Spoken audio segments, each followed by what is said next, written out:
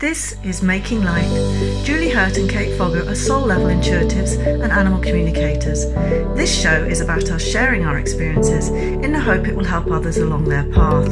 So let's go make some light. Hi, everybody. Welcome to this. Sorry, Kate just did something made me laugh. Welcome to this week's episode of Making Light, Two Humans Being. My name is Julie here. With me, as always, and as I always say, Kate Foggo, aka Barking at the Moon.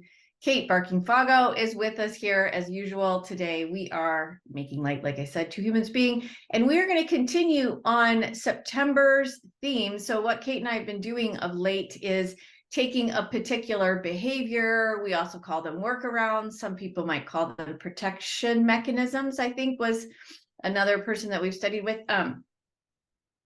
And taking a look at that through the lens of the negative belief that the particular behavior is shielding, working through, helping us with. However, workarounds don't always have to be bad or negative or detrimental or anything. Sometimes they actually really help.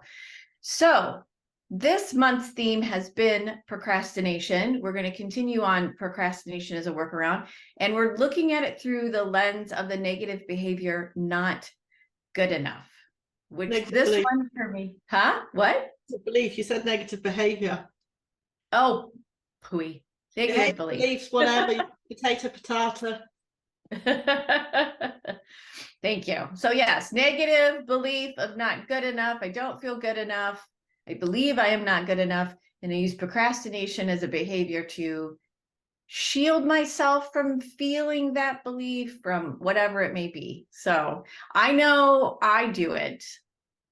Is this something that you do as well? So my initial reaction is absolutely not, because me and procrastination don't go together at all. And as we know, not good enough is one of my favorite negative beliefs. I think I end up saying that about everything, don't I? Not good enough for me is the big driver behind my overwork, which was last month's theme. So very loosely speaking, not that we're committing to a schedule, because hey, we live on the edge, man, of the time-space continuum and creation. But loosely speaking, Julie and I sort of chose overwork as a theme because there are 4 responses to trauma, which is fight, flight, freeze, and fawn. And it was this course that Julie and I did with the lovely Eva Baronius, who posited that overwork is actually a fight response. It's like I must do. So and I like that. It really fell into place for me, that, because I don't see overwork as that.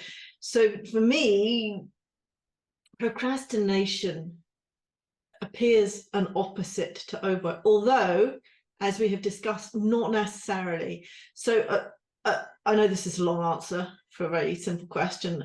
I want to say no, but I'm sure that things will come up where I realize that actually, because the thing that what I didn't realize when I was trying very hard to decode, and I won't start moaning about how it's written in Wikipedia because it's really irritating, because I could actually take it upon myself to try and rewrite it in a better way and give everybody the benefit of my extremely arrogant assumptions that my English is better than other people's. I could do that instead of moaning about it. So I'm not going to moan how badly that particular page is written in Wikipedia. Wait, so you're not going to procrastinate to provide your talents to Wikipedia, which is the crowd. See, that's procrastination. That's just a flat no. But as I have learned, and let's not slag Wikipedia, I've learned more from Wikipedia than I ever learned at university, right? I'll be honest. So but Wikipedia states that procrastination, and this is also what you were saying, like I see procrastination as a putting off of something that you don't want to do. And I can't remember the subtleties of it, but one that was mentioned in that, and I think you did, or definitely mentioned there, and I can't remember if you alluded to it as well, was what the page in Wikipedia refers to is that, and they were talking about the difference between Western and Eastern culture, that's where it all fell apart a bit for me.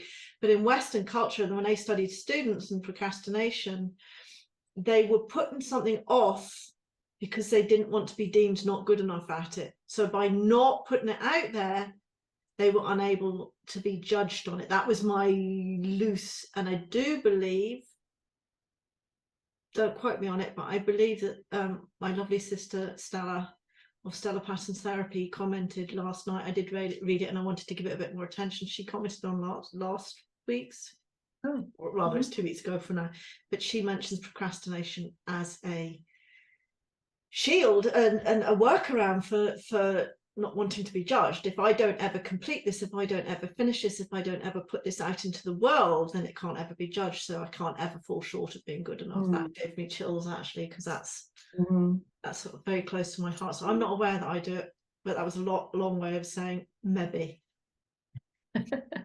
It's funny because I'm pretty sure I do it for not, pretty sure I procrastinate in an effort to feel, to not feel not good enough. So it's not that I want to feel good enough, it's that I don't actually want to feel not good enough. So, which is, even though it's a double negative in the way English language works, that would, I think that's true of all our beliefs, isn't it? Yeah. I don't Because I don't think it takes, I just don't want to feel badly. Right. It's not that it takes, it's not that any of these behaviors make me feel good enough. It just shields me from not feeling not good enough. And the irony is, it can make you feel good enough. That's the trap, isn't it? Yes. Yeah. I know when we were working through overwork, through the different scenarios, we have a little chat channel where we can just deposit ideas so we don't forget. And I said one day, I'm like, so can overwork, and I wrote this out and I said something to the effect of, and I could look it up, but why would I do that? But I said something to the effect of just not even wanting to engage with something. So like the absolute, if I'm overworking to shield myself from not good enough. Oh, there's thunder. Oh, this will be good because Lucas gets nervous and he exits the building. Anyway, so if I'm overworking in an effort to not see my not good enough, like, or not worthy really for me too, then if I just like, oh, I don't even see the task that I need to do or all the things that I need to do in an effort to feel good enough. Like, to me, that I was like, can we explore that? And then I realized after I said that, I'm like, oh wait, I think this is going to come up in procrastination, and ta-da, here it is. So for me, what I do, what? No, go on. I was going to say, clarify what it is that you do. Yeah. So for me, what I do is I know I need to do certain things. Like, for example, I really want to write a book. So I've done some things towards that end, but I haven't, there's some other things I should probably do. Or I'm going to back it up. I'm going to give another example. I actually have written an ebook and I have it ready to go. It's all laid out. It's beautiful. It's up on my website. Good luck trying to find it right now. So my goal is to release it. So by the time this episode goes live, you should be able to find my ebook. Oh my God, Julie, are you an author then? I'm an author. So what's it about? Tell us about your book then. We'll put it in the, can we put it in the, is there a link to put there? There will be, yes. Now, Julie, it's out of the box. We've got fucking 100 million subscribers. We do. I hope you've got your supply chain set up. Yeah. Yeah. So when you subscribe to my email newsletter, and if you already have, you will get the link to download it. But yes, it's called See Yourself as Your Animals See You. See, something to that. Yeah. I moved it. I don't even know where I put it. Anyway, but yes, it's about soul level animal communication and what we do and how the animals have helped me and have helped others and all that type of stuff. So anyway, but I've had this, I finally got it written, had a good friend of mine and loyal watcher. Thank you. She knows who she is. She probably doesn't want me to mention her name, but anyways, but she edited it and helped me edit it. And then she edited it. And then Brad laid it out for me and everything. And so I just have to get it. It's on my site. I just have to like launch it. So, which is just now what happened. Is it a PDF or a Kindle? Can you read it on Kindle? No, it's PDF. I mean, you can read a PDF on a Kindle, can you not? I think so. I mean, I yeah, it's not quite the same. Yeah. It's not like. No, it doesn't have that functionality of the page, but that's okay. This is the first. Yeah. And then I already have ideas. Congratulations. Thank you. Thank you. So yeah, so I've just been trying, like I have it ready to go. And then I'm like, And I Yeah. haven't like hit the thing. You're triggering all my not good enough now, because I haven't done anything like that.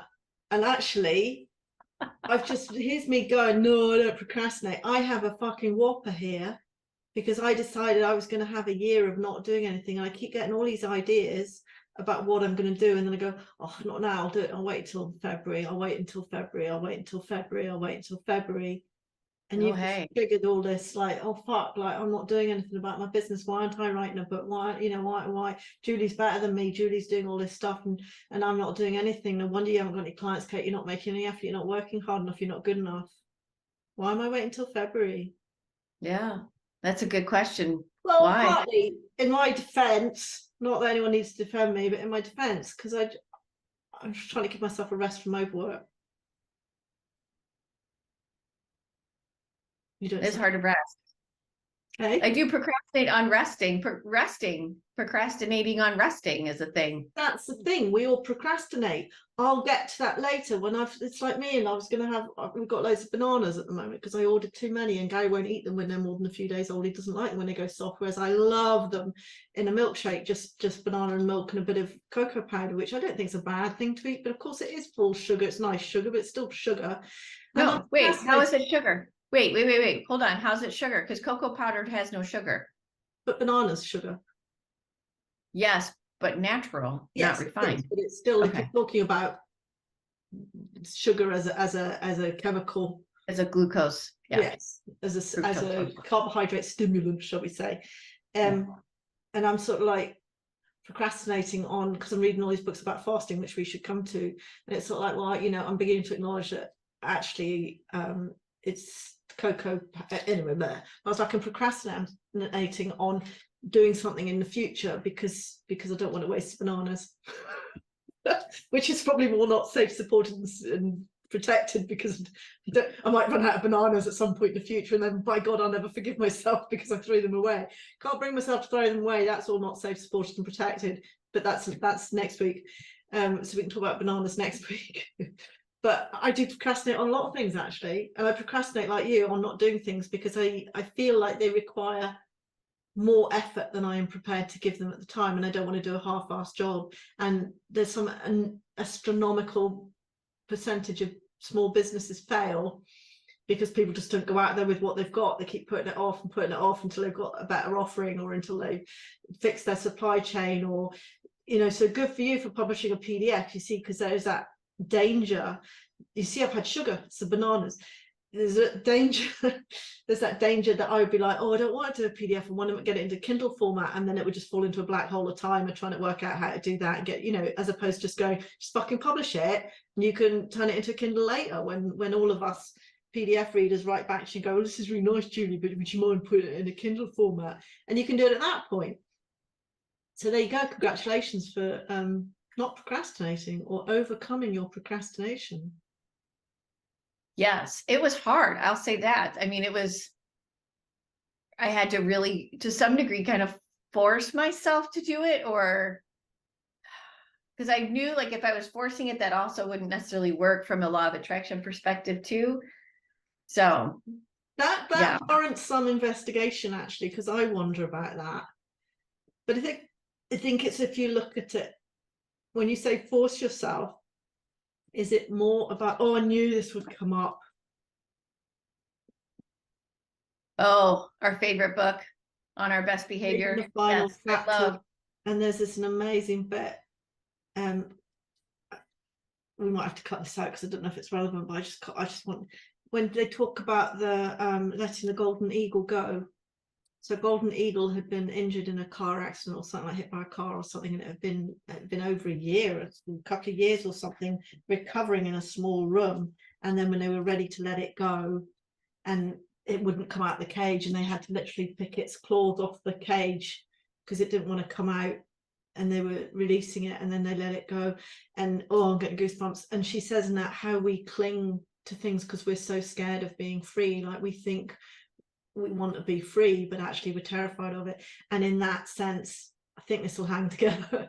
It depends whether you're when you say pushing yourself to do it, is it because you're overcoming a fear, or is it because you really don't want to do it? And if it's just a matter of recognizing that it's your fear and that actually doesn't matter if it, and I think that's the difference, because I agree with you with this law of attraction, that I think there's a difference between taking a step off the ledge because you're in spite of your fear, or forcing yourself to do something. And I think there's a subtle distinction there, and presumably since you did release it or have done it, that you think it's the former rather than the latter. It's not like you're doing something you really don't want to do, you're doing something you're scared of, which is different.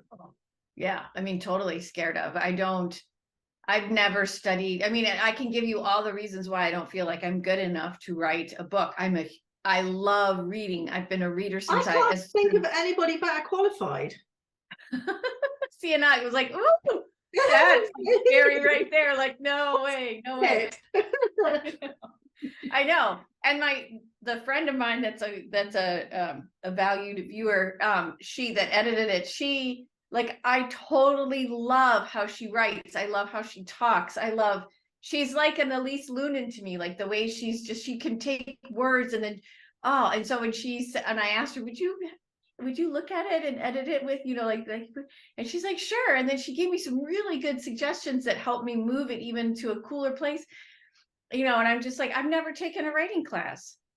And to me, that's what she studied. So it's like, I don't even, like, from a studying perspective, yes, I have read my whole life, but I've not really written. And so now I'm like this. So now I'm on Substack, right? So I try to write at least once a week. I've been trying to write every day, just something, and I've got a million ideas, and then I can't quite get them all out there. I just, time and whatever, which is an illusion, but that's another point. Anyway, but it's just, I continually find things to procrastinate, to hold myself back, to cling on to that not good enough. So when it came time to, I just need to do this, it's so crazy, because it's like, once I'm like, I need to do this, just need to do this, the universe cleared my schedule and allowed me to have time to do it. And it took a while. And so now I'm like, I just need to actually get it, launch it, and tell people, hey, it's there. You can have it. And so it's like, it's almost like I'm procrastinating letting it go, because it's like, I can see, like, if I actually see you right now holding one end of it and I have the other end of it, we're like doing this tug of war, like, no. But I have a speaking event next weekend, and I'm going to promote, I've got this little giveaway card, and hey, sign up for my newsletter and you can have my free ebook. So I have to do it. But it's these things that when I say force, it's like, I must sit my popo down and do this. You must what? I have to sit my popo down. What does that mean? My butt. I have to sit my butt down, my popo. Popo? Uh-huh. Never heard of that. There you go. Make that the new slang in the UK, Kate. It's yours Popo. to take. Popo. Popo can also mean police, I think, in slang, but we use it as popo for our butts. Or maybe it's popo means ass here, which would work as well then, because that's what they call a police anyway. Okay. Well, congratulations, Julie. You are now an author. I'm now an author. Yes, it still feels like not worthy and not good enough, and it is what it is. That's the thing. Like, I constantly have to rationalize. I'm just putting it out there. It's not perfect. It's so interesting. I get other people that subscribe on Substack, one of which is Pedro Gotuma, who's a Irish poet, a lot of things. He does this Poetry Unbound podcast and Substack, and he's done a book even. But I noticed he sent out a newsletter the other day, and there was a typo in it. I'm like, see, even the fantastic Pedro Gotuma has a typo. I get to have typos too. Like, no, that, because that just that perfectionism vis-a-vis procrastination. Okay, so procrastination to me can also show its little head as like perfectionism, and therefore I won't get it done because it's not perfect yet. And I'm almost certain that's what my sister had said in her comment on the video about that, like putting things off and putting them off until they're perfect, because if they're not perfect, then you'll be judged on it. Yeah. You know what's super interesting to right now, and this is my guides just brought this to me because we're having a thunderstorm. We weren't supposed to have one, because the weather forecast is exactamundo all the time. No.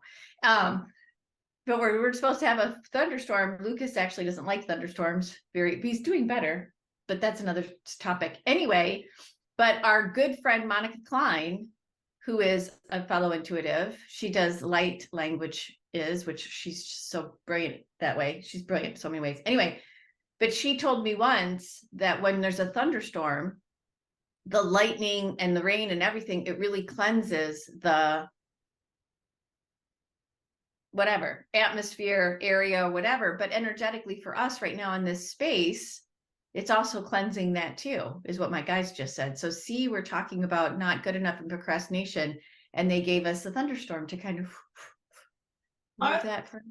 Totally off topic, but I'm happy to give Lucas some healing about thunderstorms if you want. Oh, sure. He'll take it. Yeah. We have yes, you've actually talked about it because there's a homeopathy, but a vet that I use that's helped him. And then another person that has studied with Danielle has helped him, Nina Roberti. She's helped him too with Bach flower essences, which also help. So yeah, we can talk about that. I'm sure he could help take the support. Yes. Anyway, PK, procrastination and not good enough. Did any of that bring anything up for you? Probably just the putting off of something that requires more of my resources than I feel able to give. Because I do a half-assed job for all the reasons we described before, or not good enough. Yeah. It's that half-assed job idea. Yeah.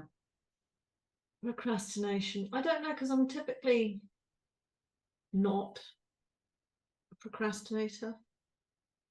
Yeah, I'm typically not either. But I find when it's something really big that I really want to do, then it pops its little head up. I think with doing the business course that you and I both did, and this is Daniel McKinnon's courses. So once we've qualified with the qualification certification as both coaches and animal communicators, she then, if you want to be one of her certified coaches or animal communicators, you then have to do her business course, and that's just to make sure that people can actually get in touch with you and they actually have it set up, because obviously we're representing her brand. And actually her business course was extremely good, and I meant to check actually whether or not it's available to the general public. I don't know if it is. I mean, I think well, we did have a colleague who was neither. She was a fellow student, but she wasn't. No, but she was going through the soul level intuitive coaching track. Because but what was really, so there was a lot of procrastination in that, and a lot of that was I was telling someone else recently about this, like starting a business, I can't remember who it was, and it's like you think it's the technical stuff that's going to trip you up. Oh, it's one of my clients, but it's not actually. I mean, the technical stuff does trip you up, but it's actually at the root of it is the ta-da, here I am, this is what I do. And I didn't think that would bother me. I'm all right, I don't care if people think I'm weird. But there was still so much resistance to actually doing it. Yeah. I could write about it, I would, hum and ha. I had so much resistance to it that manifested as sort of technical issues, but they weren't really the actual technical stuff when I set my mind to it, although I found it really challenging. It seemed to just resolve itself, which again was really odd to me. Like the longer I had my website, even though I didn't actually actively learn anything about how to do it, it got easier, even though I wasn't doing it. And I think that it seemed to go hand in hand with me coming to terms with the fact that this is what was going to happen, and I was going to have to go through these steps. And because I don't have an issue going, I'm fucking great, like that. But somewhere inside here, part of me dies every time. It's like, oh God, do that. Oh. Like, it's that, I think that's been a big lesson to me, is that Kate up here is not Kate down here, because on the surface I think I'm pretty fucking cool. Actually, I think I do all right. Do you know what I mean? It's like, I don't think of myself as insecure. I don't think of myself as not confident. I don't think of myself as unworthy. I think I pull my weight and I work hard and I do a good job and all these things. And yet inside me is this screaming chasm of insecurity, which I didn't know was there. Which Totally. I think most of us don't know it's there until you start like opening it up and you're like, oh, Yeah. I just got a horrible vision. It's a recurring dream I have. If you've ever had a septic tank, I don't know if you've ever had a septic tank. I've never had one, but I'm aware of them. Yes. So in the olden days, it was literally you just pull up like a metal thing and there'd be a big hole full of shit, essentially. And one of my dreams is that we're in this big stone house and there's literally this wooden trapdoor, a metal trapdoor in the kitchen, which is the septic tank. And it's just, and that's the image I got there. It's like when you go, no, I'm fine, everything's fine, the house is solid, and then you open the trapdoor and you go, oh, where did that come from? It's one of my there's probably some symbolism in there, but yeah. That, when you were talking about the business class that we had to take, and I tell any student that's going through Danielle's training, and even the one that I did do a business class too, through the Lightfoot Way, and that too was actually really good, because they both make you sit down and really think about what it is you want. And when you don't even know, haven't even given voice to yourself or given voice to what you want, it was really hard to get to that point. And I just say that, like, that was the best business class, because I had to take stuff like that in college, and I learned way more than from these two schools than any other place. What it reminded me of, though, too, was particularly the insecurity. Well, two things. One is, like, we would be in class with Danielle, and I would say, well, I wanted to do this, or this, but, when you say the word but, it negates everything that you said just before it, which is why, I don't like to say that word. So, and I would say, I would do la, la, la, la, la, but, and she would be like, so why don't you just do it? Why? And she just would say that and then stop and let the silence expand. And I would be like, yeah, what? And, like, she would say stuff. It's like, well, I didn't even see it that way, because I was so stuck in but even last night when I was talking to this valued viewer who's edited the book and all this stuff, she said, I was telling her how I want to film Lucas walks, because when I walk with him, he's always showing me things, whether it be a special flower, some type of bug, an animal, whatever. He sees all this, a turtle, he finds turtles, he finds snakes, all these things. So I'm like, I just want to, like, be able to strap my phone to my chest. And she's like, why don't you do it? And I'm like, well, and I go, this sounds like an excuse, but my phone has its wallet thing. So I just have to, and I need a new phone. So I'm going to figure that out. And then that's going to be a thing. But I don't want to get a new phone right now, because it's like, what do they call that? Planned obsolescence. And then this is just technical waste, and it's all of this. But all this crowds into just actually getting done what I want. So I need to figure that out. There's more. There was one more thing. When I was in advertising, and I would flip between the agency side and the corporate side. So I was working in the corporate side for a large manufacturer in Wisconsin who makes toilets. Y'all can figure that one out. And I remember being told that several of the men in my department were afraid of me, because they said I was so, I don't know, like, the way that they described it to me is that I was intimidating, because I would be direct, and I would just do stuff, and I would move forward. I always had short hair and things like that. And I'm like, when you said this chasm of, like, I was inside, I never felt like I was good enough. I never felt like I was worthy. I managed the brand globally, and I still always felt like, I don't really know what I'm doing. I mean, but I realize now, none of us know what we're doing. And that's why we're here. And that kind of takes away some of that. So they thought you were a hard ass. I guess they thought it was a hard ass, and I never knew why, because I mean, maybe people think I am. I don't know how, because I I feel like I'm meek. Is that not just because you're efficient? Possibly. Well, and I also don't particularly care for bullshit. So if someone does something, I don't actually don't have a lot of tolerance for it's getting easier. I would deem something stupid back in the day, and that would be done. I'd be done with it. I don't want to talk to you. I don't want to have anything to do. I'm extremely judgmental. That's loosening a little bit to understand that we're all here for a reason.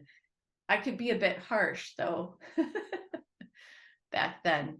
So that scared that's me. back to the patriarchy, isn't it? For a woman to succeed in business, that's what's expected of us, and it doesn't sit well with us. It tends to be a bit of a cognizant dissonance, whatever it's called. See, I thought I was a hard ass at work, and when we did, because I like you, I don't have any tolerance for bullshit. And actually, working with engineers, you don't get a lot of it. It's when you might work with the marketing folk, Julie, no offense, that you get all the bullshit. Engineers, True. engineers tend to be a bit more upfront about stuff. And we did this. It was in the days when companies used to pay for you to do courses. Remember that? Oh my gosh! And it was all about there was 2 axes, and one of them was ask assertive and tell assertive. I think it is like people who say just do it, and people say would you mind if. So that was one of the axes, and the other was how fast you speak and how emotional you are. So you sort of, and I sort of thought I was on the spectrum of tell assertive and I am very animated when I speak and very emotional, all of that.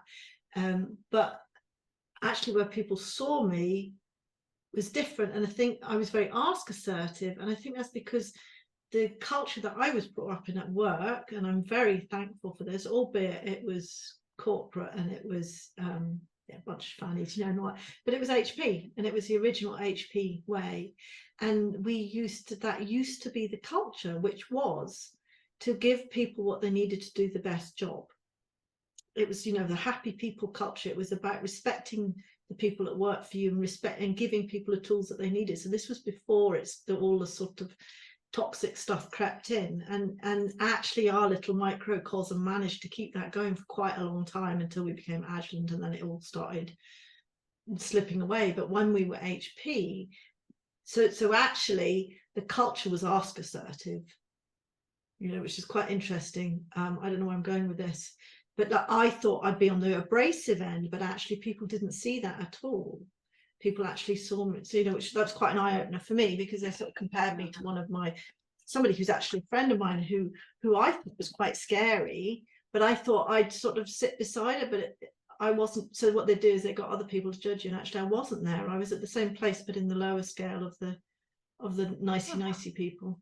It's interesting, but that was the culture, and that's because that culture was not the go fucking do it. It was, I am respectful of you. It doesn't matter who you are and who your colleagues are. It doesn't matter where in the chain you are or the ranking, is to treat everybody with respect. God, those are past days, aren't they? Yeah. I don't know what happened to HP, because we became Agilent.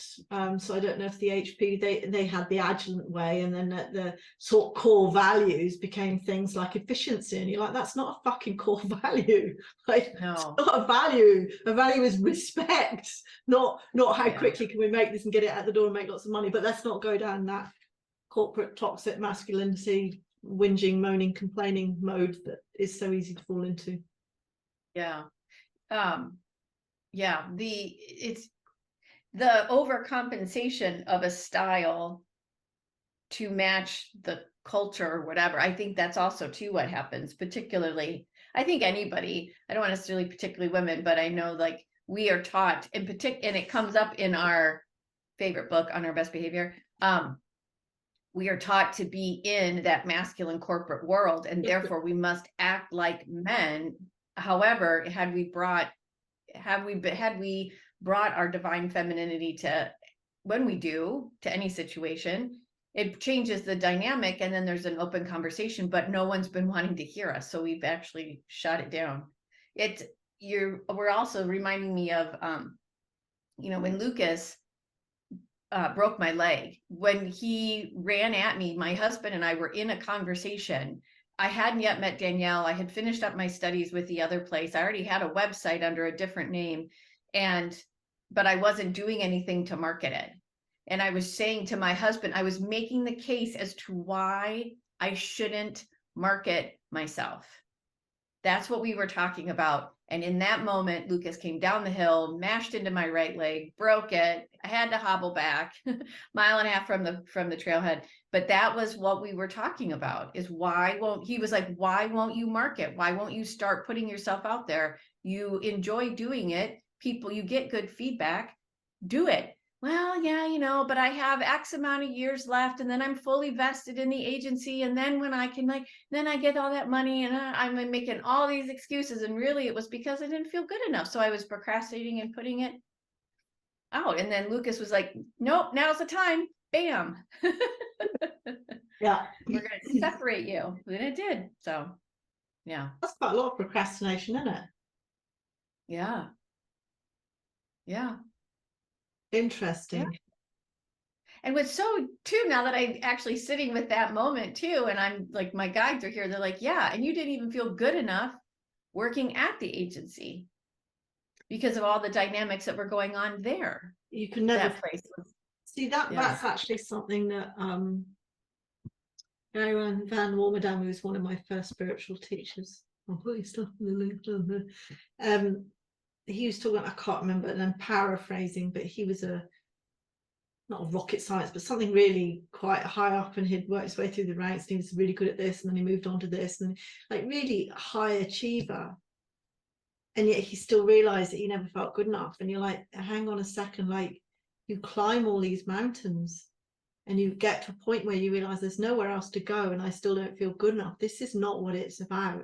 And it's that old adage that it comes from inside. And that's really what everything we are learning is about. Even though what we learn, obviously, in the soul level coaching and the animal communicators is not law of attraction, it all falls into place. There is no, and this is what I love about this work, is there is no conflict. I have my soul level animal communication, I have my soul level coaching, I have law of attraction and various other therapies and beliefs and spiritual understandings, and I have yet to find any conflict between any of them. They all sort of mesh together really nicely, and that's just it. And law of attraction says, which is the same as what all this spiritual teaching is about, your feeling of worthiness, your feeling of good enough, your feeling of being loved, safe, supported, and protected comes from inside. You can't validate. It doesn't matter how much validation you look for. Nobody can give you the validation you're looking for. You can get it, it's just never going to be enough.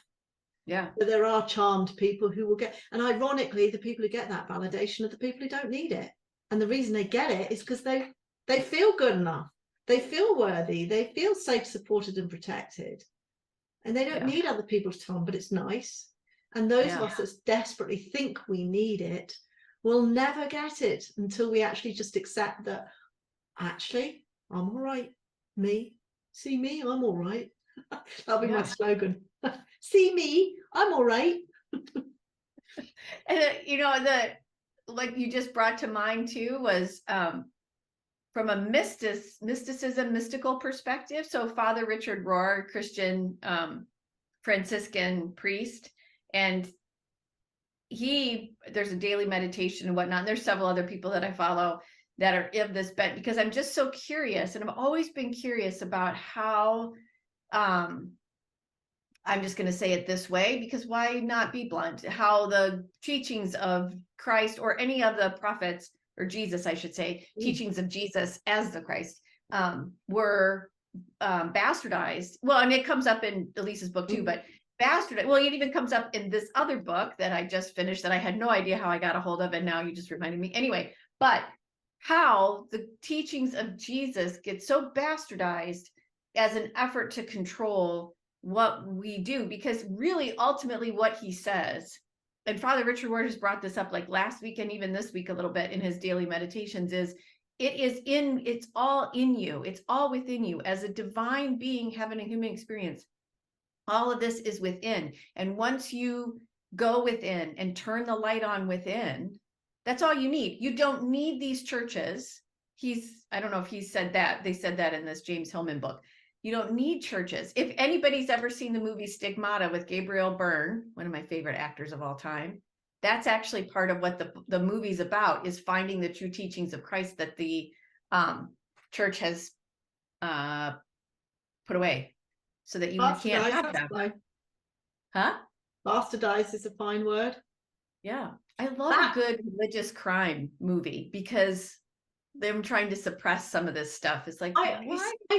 I feel really naive that I didn't really know that. I mean, I've always sort of thought, or not always, but obviously as I've come on this quest to find out more about it, felt that religion didn't really represent maybe what it was all about. And again, back to it. And the reason, ladies and gentlemen, that we have different colours is because we're in different countries, apparently. And this is obviously the British version of. I would love to know, Mrs. Marketing, why this with markets in the UK and that I'd love to know that. But anyway, the final chapter in that, which I enjoyed very much and actually really felt quite moved by it this morning, when she talks about the Gospel of Mary Magdalene. Mm-hmm. This is how all these things fall together. I was talking to somebody about this quite recently, and like you, I don't know if it's because I was brought up. I'm a non-Catholic, so we were called non-Catholics. I'm not allowed to be, like, I have my own religion. I was a non-Catholic because I was at Catholic school and I was not Catholic. My mum used to get really irritated because we were like thrown into class religious education with Hindus, Muslims, because we were, and she's like, we're all Christians. Like, and I know that's another delineation, but like we share a lot of history, but they would still put us in with the Hindus rather than the Catholics because we were non-Catholics for religious education. Where am I going with this? But